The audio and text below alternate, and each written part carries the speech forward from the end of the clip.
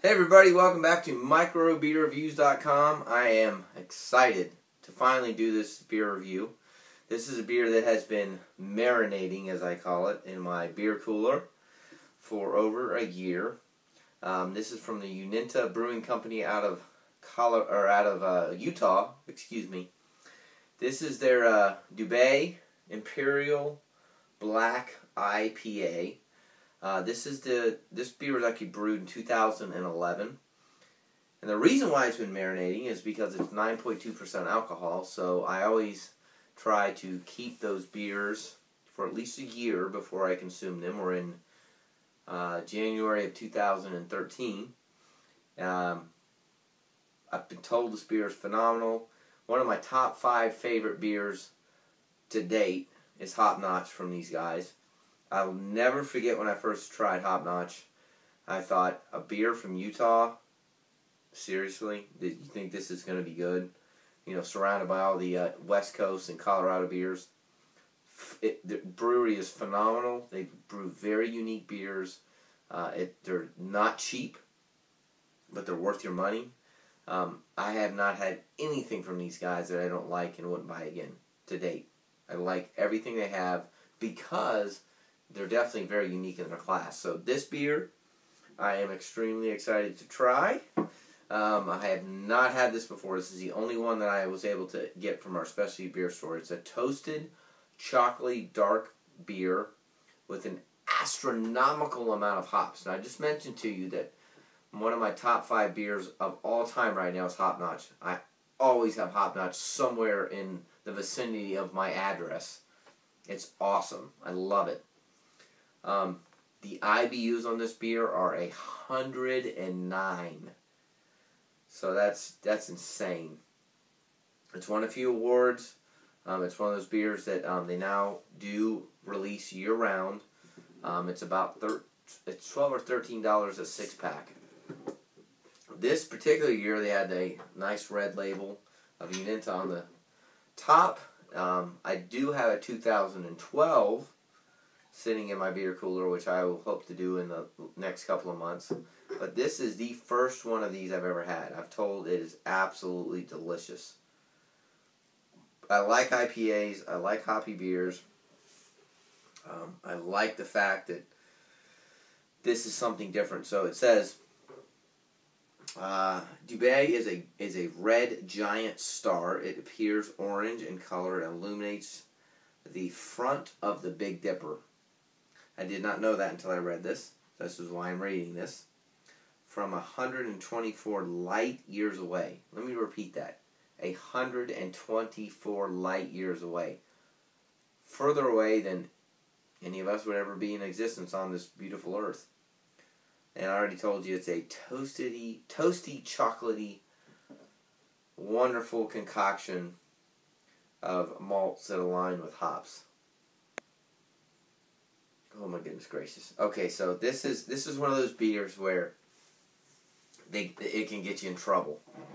What I mean by that is, you see the beautiful dark color, a little bit of red tint comes through, but you can't see your hand on the other side. Really nice, thin, extremely kind of chocolatey head. Doesn't lace the glass as much as I would have thought for 9.2%, but you can definitely see some serious legs on this thing. And it's got an awesome chocolate hop flavor or aroma to it, which is exactly what I would anticipate. So, here we go.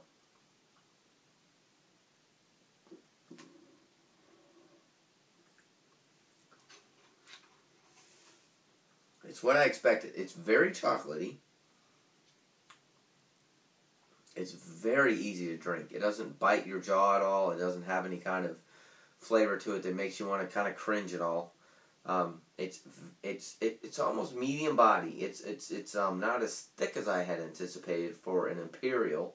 Some Imperials, especially on the double IPA side, which I realize this is not what this is. A lot of the black IPAs I characterize almost on the black lager side. I realize they're two totally different things, but an IPA has got, a lot of hop bitterness to it. And when it gets to the Imperial side, there's a lot of alcohol content to it. But when you throw in a lot of chocolate and a lot of malt, it kind of thins it out a little bit. That is definitely the case with this beer. Yeah, that's phenomenal. It's great. I've had enough beers in my cooler that I've over time kind of let marinate. I'm not by any means the expert, but you can tell it's had a little bit of time to kind of sit and soak up the flavors. The chocolate comes through really well. The malt isn't as much as I would have expected, but it's an IPA, which is perfect the way they brew it. It's extremely good. It's just got a really unique flavor. It is brewed with hemp seed. I forgot to mention that.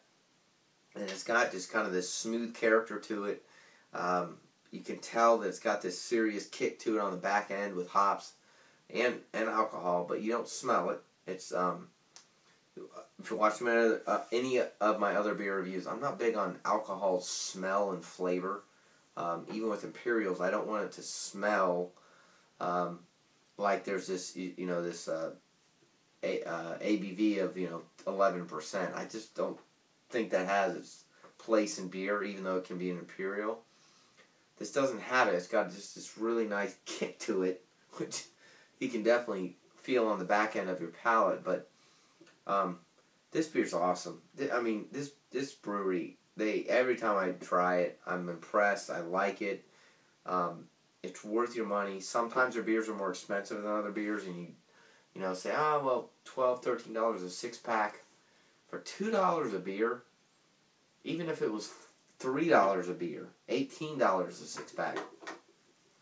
If you drank one of these after work, especially on a cold night, after hitting slopes, whatever. I mean, this beer has just got a lot of character to it and just a lot of uniqueness to it that I think you should try. I'm glad I finally got to open it. I'm going to enjoy it tonight. I hope you guys have had the opportunity to find this beer. Please leave comments on our YouTube channel or our website. Let us know what you think. I love it especially with this brewery. This is one of those breweries with Unita that people have kind of started to explore, and they really get excited when they see reviews and they want to comment on it. I like that a lot because it's kind of a younger brewery. It's in Utah, which I think is just kind of unique, and they do really good beers. So please follow us on Facebook, on Twitter, and check us often. Subscribe to our YouTube channel. Check out our website, microbeerreviews.com, and we'll see you again real soon. Thanks for watching. Cheers.